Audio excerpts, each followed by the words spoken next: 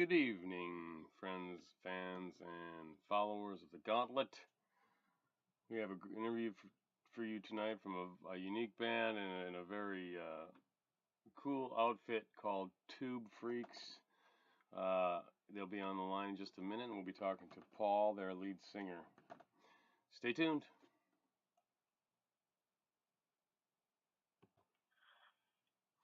Okay, so we have got Paul van Valkenberg. And I suppose that would be, Hello. it would be say the V like a W in Germany, I imagine, huh? I guess so. Everybody calls me Van V. Yeah, I noticed that from your videos. That's right. Yeah, which are really good videos, by the way. Um, Thank so you. Paul's here representing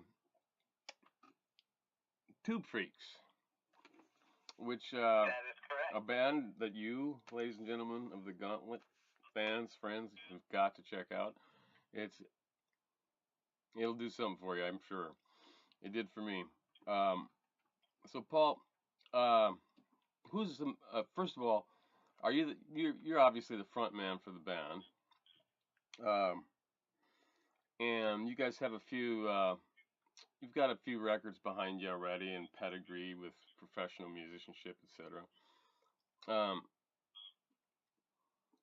so the question I have is, has anyone ever told you that you possess a certain, oh, at least in the videos? I don't think I've seen any live footage, but you've got some charisma up there. Kind of reminds me of a lightweight Jim Morrison or Ian. You know who Ian Ashbury from the Cult is? Uh-huh. You kind of got that going on there. Has anyone ever said that to you? Well, not so much those two guys. I've, in the old days, people used to always say Eddie Vedder. Yeah, I can see that for And sure. some people said Ozzy. So, Yeah, I can see the Ozzy part too, but you don't walk back and forth like you're pacing like Ozzy, you know? well, I used to jump up and down a lot on stage, and the last time I tried jumping real high, I kind of screwed up my knee a little bit. Yeah. Yeah, so I'm looking for some new stage moves, and I've been trying out the old clap thing like Ozzy does, but every time I do it, I feel like Ozzy, and I'm like, oh boy, that's Ozzy. Yeah. Well, there's something going on. In addition to great vocal diversity and some really cool vocal melodies, you should try to do something with that because you could probably, you know, turn it into part of the draw. So what is represented by the Tubefreeks? Is that surfing, skateboarding? Based on the last album cover or the recent album cover, is it dune buggy or does it just sound cool? Well, it's a great question that we get all the time. The original meaning had a really a hilarious origin. There was this book by Thomas Pynchon, I think is the author's name. Oh my God, he's crazy. Yeah, so one of our old roommates in our original band house was reading this book, and when we were looking for a name, and he said, "How about Tubefreeks?" And he brought up the part in the book where Thomas Pynchon actually pinned the word the same way that we spell it, which is how we got it from the book with the two E's Right. in the word freak. And he goes on to say that these people were in this like insane asylum for tubal abuse where they couldn't stop watching TV. And so they were tube freaks.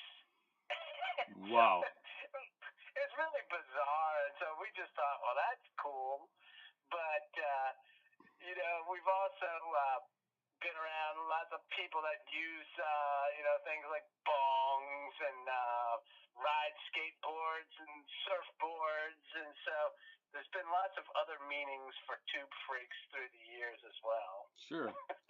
But yeah, if Pynchon said that, that's what it is, man. I mean, it sounds exactly like something he'd write. I tried to read a book of his once and I couldn't get through it because there was like a sentence that was 4 pages long. Yeah, he's the trip.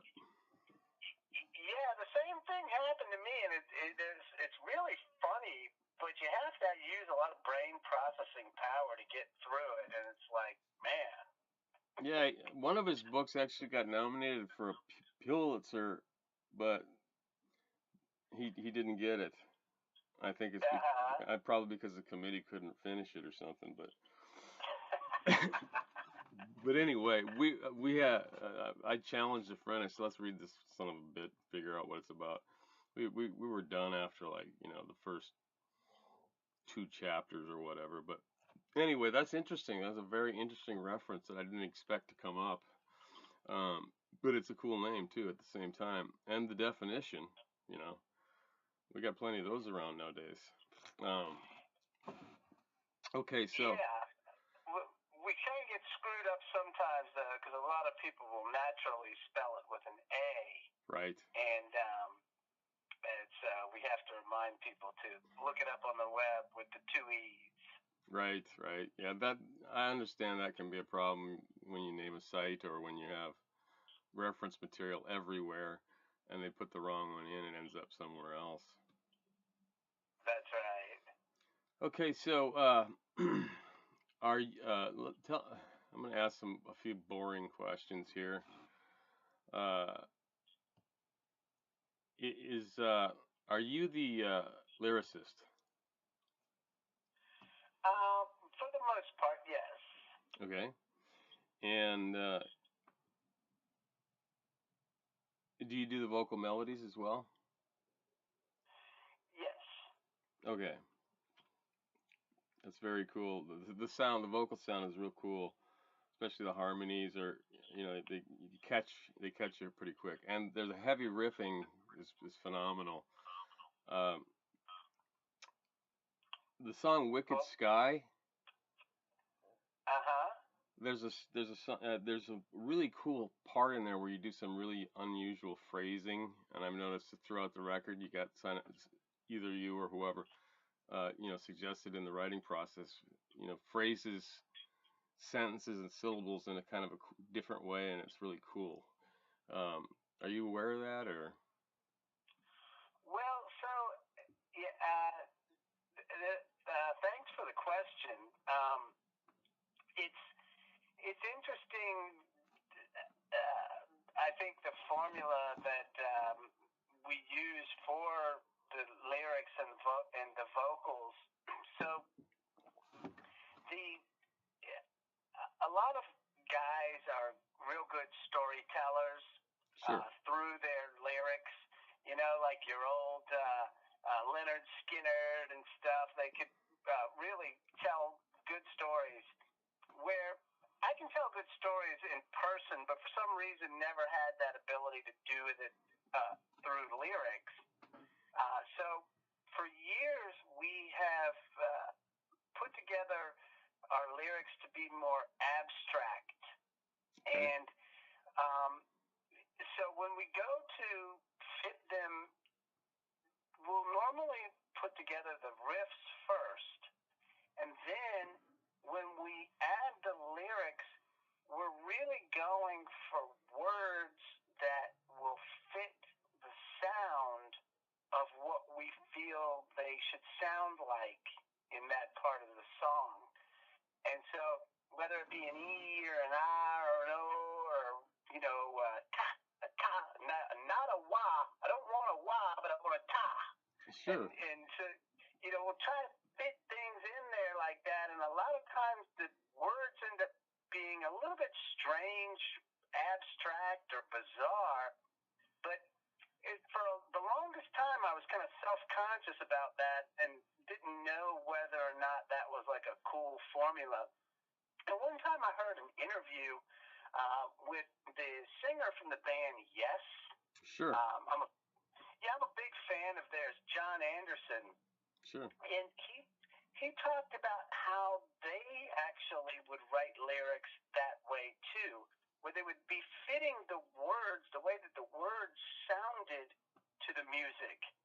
And so it, I was really happy to hear him say that, because I was like, well, if he can get away with it, then so can I. And then I went back and listened to some of their songs, and it's so funny how the words, you make up a meaning for them in your head, but if you actually were to write them down and read them, sometimes you're like, well, that doesn't really make too much sense. And so we end up doing things a lot of times that same way, where it's not like a traditional story like, oh, well, I came down to the store and, I bought a bag of peanuts or whatever it was. And, because there's bands that do that, and they're good at that. And I just sound like an idiot like I just did right now when I try to do that. So I have to make up, like, weird stuff. Yeah, well, that's okay, man. That's appreciated by a lot of people. Have you, it's not a hard rock band, but it's REM. If you've ever listened to their lyrics, I remember one time it was either the Grammy Awards or something when they were introducing Michael Stipe to come up, and someone said, "We really love your music, but what the fuck are you talking about?" So. Well, it's like, you can either be honest and say, well, I'm really just making up a bunch of bullshit, or you can try and say, like, oh, well, I had this deep meaning about this and this and that. And Right. so. Yeah, you get all one eyebrow on it. I know that show, yeah. Right. Yeah, I'm usually more like, yeah, well, it doesn't really mean anything. It's just a bunch of bullshit that kind of fits the music. Sure. Definitely can appreciate that. So the songs on the okay, first of all, let me ask you this: is the record's out, right? How's it been doing? Well, it's good and bad. Everybody that listens to it loves it, and we've just gotten a great response. Right. But the problem is how do you get people to listen to new music? And so, there's just so much noise, if you will, out there these days. Like even on Facebook or wherever you go, your social media, people are buying all of what gets shown to you these days. Sure. And so it's expensive, and it's just really hard for any band, I think, to get their songs out there. Yeah, sometimes it almost seems like either serendipity or luck. Sometimes the cream doesn't always rise. There's many examples of that throughout the history of rock and roll. But and I'm always struggling with this question myself. Is how, because lots of bands I hear them and I go, these guys could change the whole thing, and move it in a whole different direction. And then you go, but how are we going to get that to happen? There's no radio anymore. All you got to do is find one DJ who loves the record. And in the old days, it's a challenge for sure. And if you're, there's not enough money in the business anymore to be able to tour for very long. So the only thing I ever come up with is get them to catch on in Europe. Fly over, France with a plane load of them, just drop them out, and yeah, it's tough, you can read articles about these taste makers, as they say. Yes. And so, trying to get in with them can be tough, but like you said, radio is dead. I mean, they won't play anything new, and so it's really tough. Yeah, I can understand that. Well, hopefully you guys you get some help from Benjamin on that front. Uh, he seems to be a good guy. I've worked with him quite a bit in the past. Uh, and it's really a good record all the way through, pretty much, which is rare because usually there's like 4 or 5 highlights and then dogs throughout the rest of a record nowadays. Anyway, there are a lot of Oh, thank you. whatchamacallits, there's this saturation of death metal right now. Like 5 new death metal bands form every day, and quality's starting to suffer as a result of that. I think anyway. Uh, it goes so far, I guess, is what I'm saying. So there's something about the change. I really feel that the direction is going to shift. I may be wrong, but usually when you hit a saturation point, like at the end of the '80s, boom, here comes Guns N' Roses, game over. You know, the decade of decadence was gone. Although I think it was pretty decadent in the '90s too. But at any rate, yeah, Yeah. No, I agree with all that. yeah. So let me go back to your appreciation of Yes. I like Yes, but I wouldn't call myself one of those guys that you see at the ham radio convention with a Yes shirt on, right? I'm sorry, I'm just joking. But does that make you a big prog fan then, or? Well, it's funny, and I think people have pointed out in the album the many influences that we have, um, and so kind of to take a step back, some of our previous albums were a little more collaborative, where this last album, for just because of circumstance, actually, I was sick for a while, and so I ended up doing most of the writing for this last album. And the next album is going to have a major influence from the new guys that we have. But to go back to your question, the so the influences that I have and that we have are just tons. So certain guys maybe will have a prog influence, and that's kind of their main thing. But I mean, we literally are just fans of rock.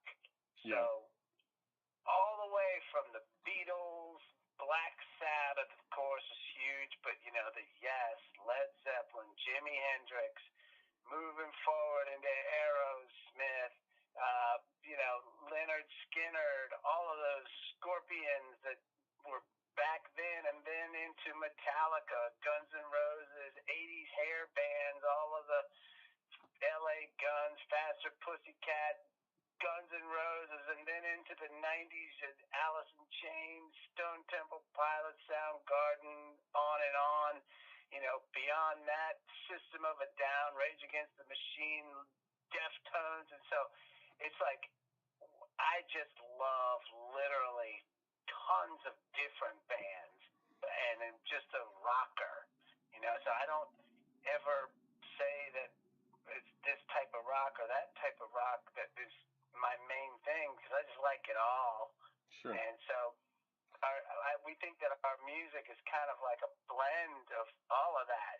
Like you'll hear some Metallica, you'll hear some Ozzy, and then some Sabbath, and then maybe some more modern, Stone Temple Pilot-ish type of stuff here and there. And so Yeah, I I don't know definitely. if that answers. No, yeah, that answers my question.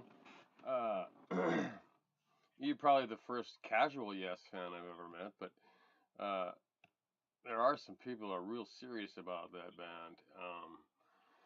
At any rate, Oh yeah, and I mean I do. I love them. I used to listen to a bunch of their albums. And Rush, oh man, I wore out Rush albums. yeah, I mean that. I've been to like 13 shows, as I'm ashamed to say. Yeah, I mean they're just unbelievable. Yeah. And so I mean I absolutely do love those bands. Yeah. Cool. Well, I did catch the diversity of sound, song structure, the overriding key that was going on in the song, and stuff like that. But it wasn't like a bunch of different songs. There was, still could tell it was the same band. You know, it had a kind of a thread coming through it, for me anyway.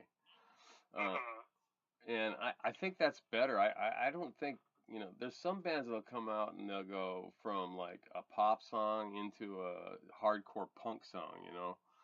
And if you got too much of that, people wonder, okay, well, what are they? You know, how do we identify with these guys? And you know, as you said, you just love rock and roll. It's just pure rock and roll, and it really comes across good. Uh, and I love those videos. Man, those things are fantastic. Uh, I notice you guys are looking for John Weed quite a bit. Um, your poor bassist who's Our stolen poor all the bassist gin. has to have the name Weed. And the funniest part is he doesn't even smoke weed like maybe some other people do. Sure. Um,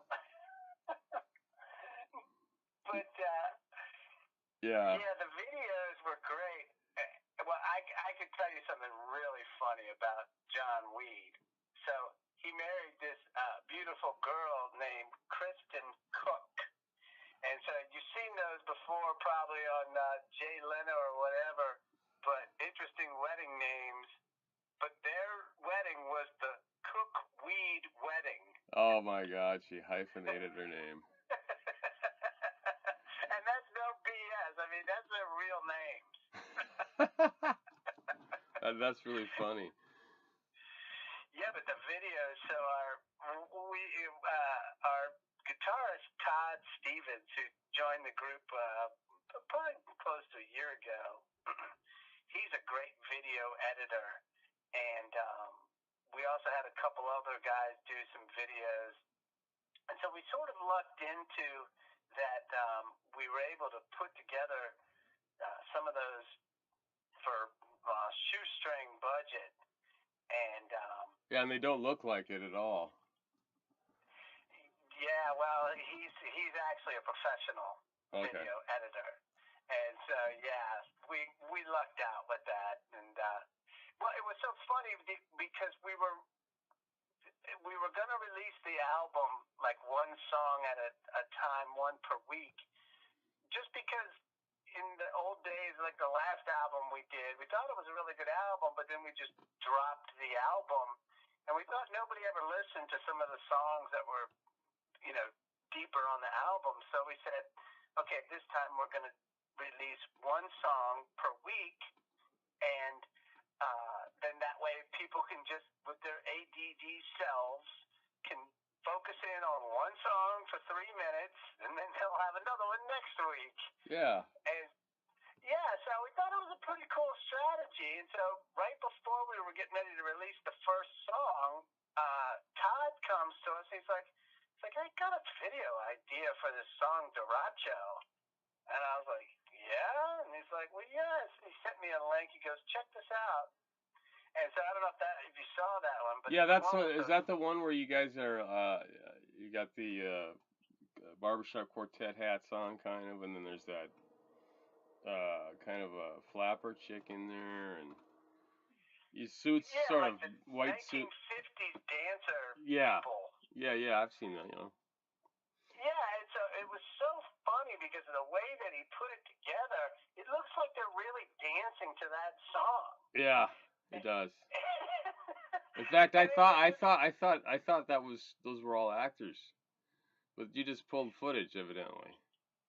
No, that was a film from like the 50s. Wow. Okay, so yeah, it does look like And they are. yeah, it looks like they're doing that to the song. And I said, well, did you have to mess with the tempo to get them to fit? And he said that it was almost perfect, that he kind of slowed it down just a tiny bit. You know, and then he throws in there like the random pig face and the Evil Knievel jumping over all those school buses and stuff.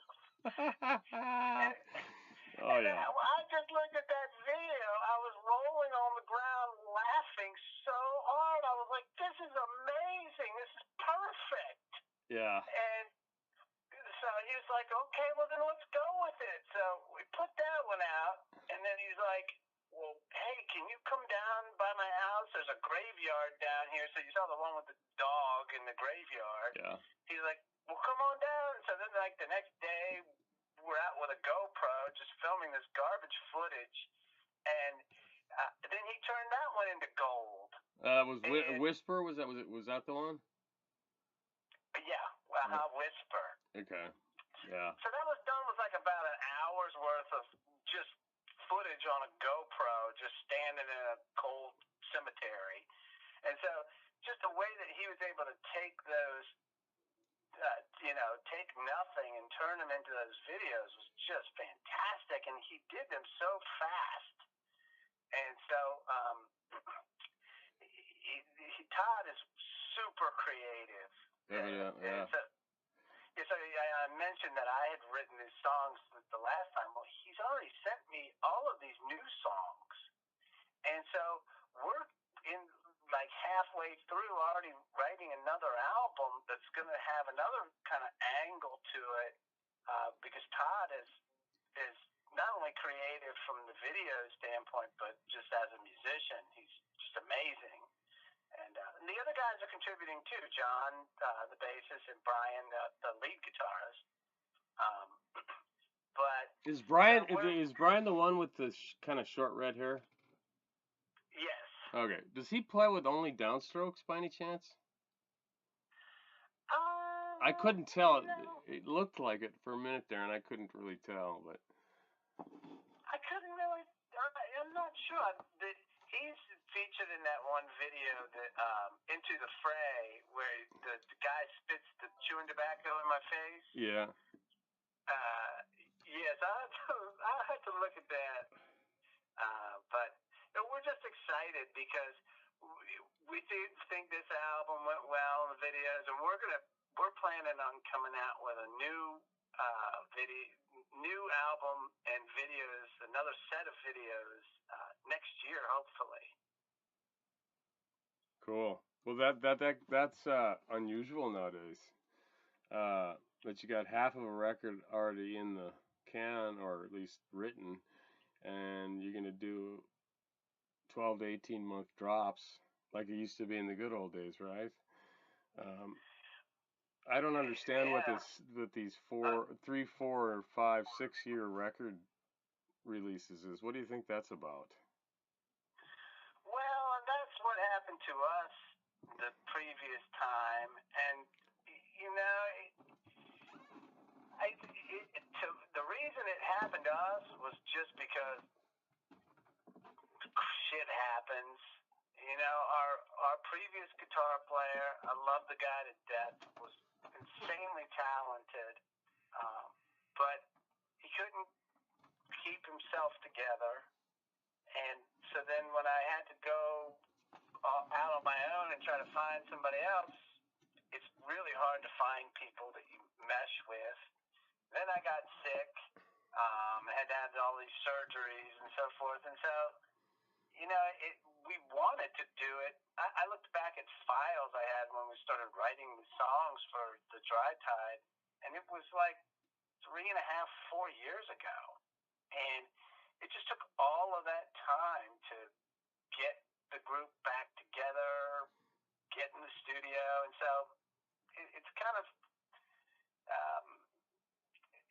I can see how it happens to a lot of people. And so when you have the opportunity to turn something around quickly, like you're saying, like the old days, we're just excited. We really want to jump on it. And a lot of it has to do with Todd. He's, like I said, he's submitted these new songs to me like in droves. I'm just like, where does this guy come up with? He's super creative. Like for me, it takes me a long time before I'll get a good song. I'll go through like 10 crappy songs. I'm like, nah, that sucks. No, that one's no good. And finally, I'll get lucky. I'll be like, okay, that was all right. But this guy can just come up with them like nothing. So it's amazing. Yeah, that's one of those things. I mean, different people have different approaches. Artists are usually the hardest on themselves than anyone else, I've noticed. But okay, so do you guys have a label today? No, we don't. We'd Are love you? to hook up with the right one. Is that by design or? No, no. Okay. It's you know if it points to back to what you just said. If you're not playing and you don't have an album out there, then basically you're nothing. Mhm. And so that momentum is so hard to get and to keep. And so when we came out this time, we tried to pack our schedule this summer with shows, and we're trying to get out of town next year because we think that if labels would maybe look at us if they see that we're playing. And, the album is really cool. We think a label could just pick it up. I think so for But sure. Absolutely. I mean, I don't know if even independent labels have A&R people anymore out there at the shows or whatever, but uh, I can think of some labels that I work with that are like they've got a lot less uh, accomplished songs than these. But I guess there's a lot of bands that are fitting in that category right now. I'll just have to wait and see, I guess. But anybody that you could refer us to, we would, really appreciate it and be happy to, give you a referral fee or whatever if it were to happen. oh yeah, We'd love to you're get going to the be giving support. enough to the label. You don't want to give me any money. I'm here to try and turn the music industry around. I have this vision of bringing money back to being a rock star and whatnot because I feel like poets make more money than bands do. And with the streaming and all that crap, you end up if you listen to streaming music, we all do. We are guilty of it. But we're hurting ourselves if we expect those bands to grow, right? I mean, because they can't get out and get everywhere, and they can't afford to cut newer and more sophisticated or whatever you want to call it, more evolved songs and things like that. I'm not just saying it for the sake of they deserve to be rich. I just, what happens when money goes down? Quality suffers, right? I think that's an economic Yeah. theory, and so one of the things we got on the side is a foundation where we're going to try to raise lots of money and then start just handing it out to bands to finance things like the top where you could advertise your best video at the top of the YouTube's front page or something, things like that. Plus, finance festivals and tours and underwrite stuff. So, but that's mostly in the pre-execution stage for the gauntlet. But we have been going for 20 years now and seen a lot of things change. And personally, I've been here since the birth of I guess I could say not the birth of rock and roll but certainly harder rock, and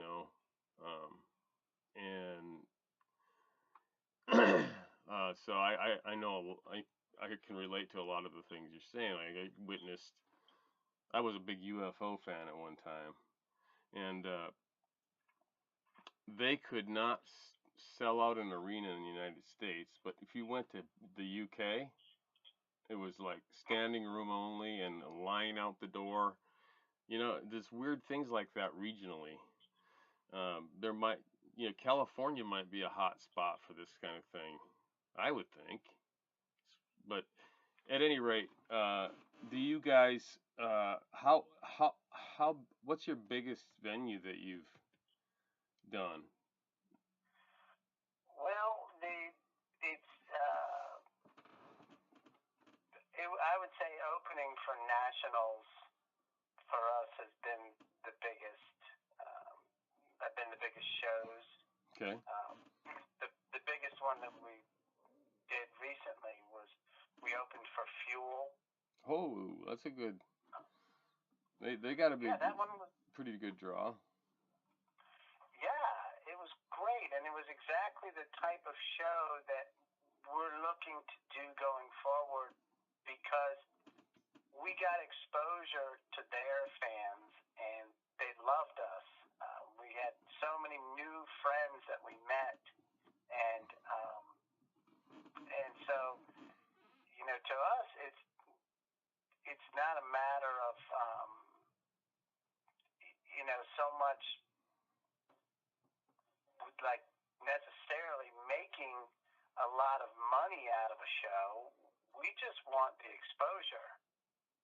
Okay. And so, like this next year, we're really trying to work where we can get shows like that where when we go on the road, it's great to say that you're going to hit the road, but you don't want to go because we've done this too. In the old days, you go down to some town and you're playing a show to nobody. That's just doesn't advance, your cause. Where if you could play for national acts or get in front of an audience, those are the shows that we're going to try to connect with. But they're hard to come by. Sure. But You can for pay us, a big bill to open for them nowadays, which is really right? bizarre to me. But yeah, you wanted to open for a band, you could pay them, and you'd have the audience if it fit with their, If you fit with them, I yeah. mean, it's really weird to think of it that way. But I have a friend of mine's band that did that, and we're at the point where we don't mind hitting the road. We want to hit the road. And so if we can have could find a small label that would help us, get on with a national tour and that type of thing, Mhm. we would love to do it. Um, And maybe get you in the festival circuit a little bit. You guys would be perfect for the festival circuit because there's such a diverse set of bands in those things usually, um, and that's good exposure too. yeah. Well, do you? I mean, I don't know if you'd want to publish this in your interview or not, but do you happen to know any ways that bands can get into that circuit or work with agents, promoters, or labels? Because we're willing to go for it. Yeah, I mean, it comes down to really, just like you said, meeting a lot of people and knowing. It's just like Hollywood, right? Give me a call, send me a script, you know. um, but yes, I can certainly. I've got quite a few. There's this thing called LinkedIn. It's like a professional network, and I'm connected with First Degree with like President Capitol Records, but he doesn't even know who I am. But like all over the place, right?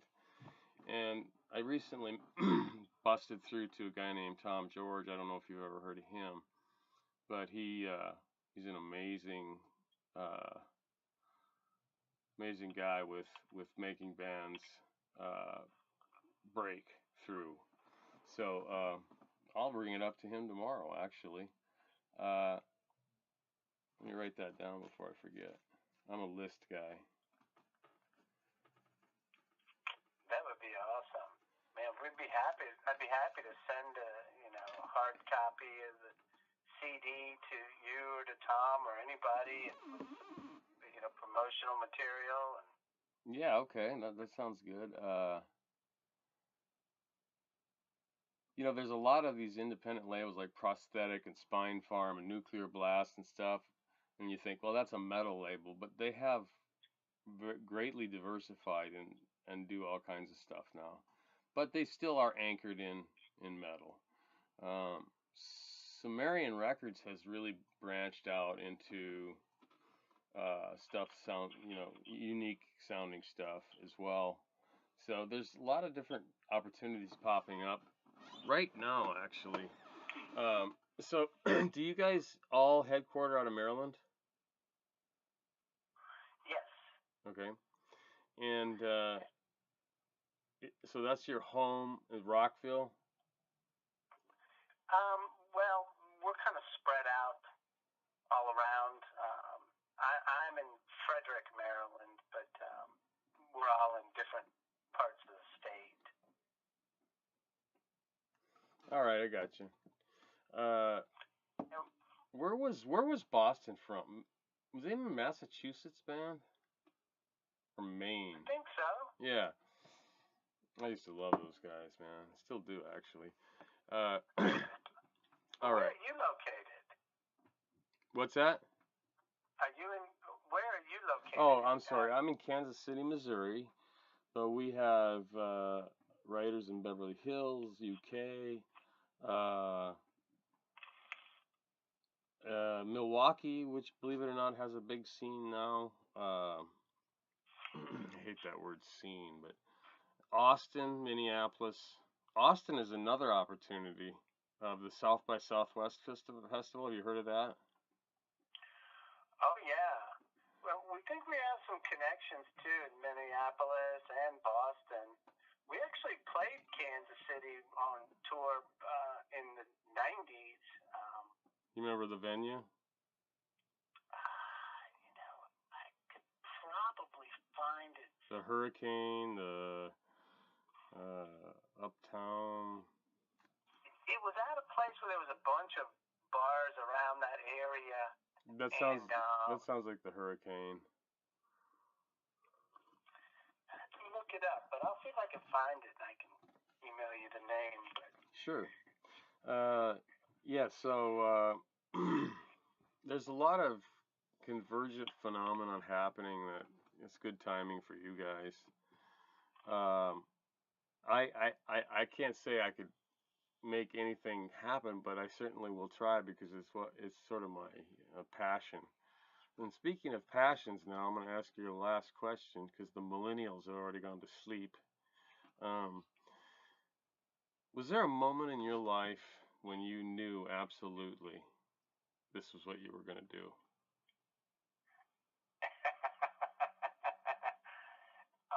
Are you laughing because everyone asked that question?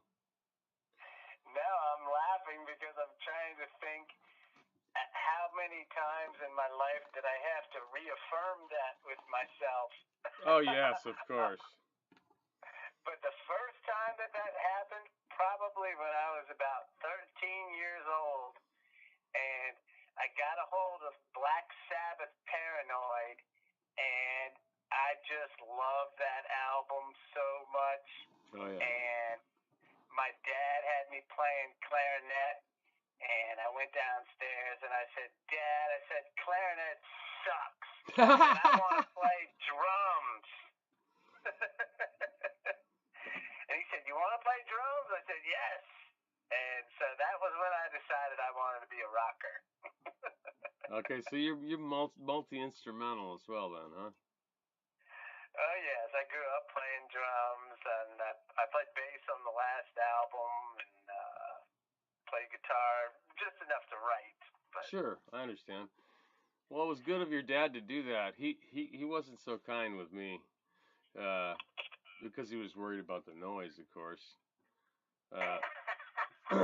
But nowadays you can get like a Roland V drum and put headphones on. No one can hear you. Which is what I did as soon as I got out of the house.